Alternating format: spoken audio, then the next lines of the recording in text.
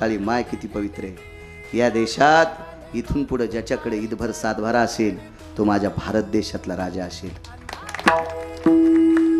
पाया पडतो तुमच्या सातबारा कमी करू नका। मोठ्या मोठ्या भयावह शहरातले लोक तुमच्या सातबारांच्या पाठीमागे। सांभाळा सांभाळा, मुठभर माती सांभाळा राजांनो, सांभाळा। माझ्या लहानपणी तिरंगा झेंडा कोणाचा, 70 कोटी लोकाचा। आता तिरंगा झेंडा कोणाचा, 135 कोटी लोकाचा। माझ्या लहानपणी जमीन भारताला किती होती, आता जमीन दुप्पट झाली? नाही नाही। किती वापलं सिमेंटाच्या डोंगरानं, किती भूखंड कमी झालाय।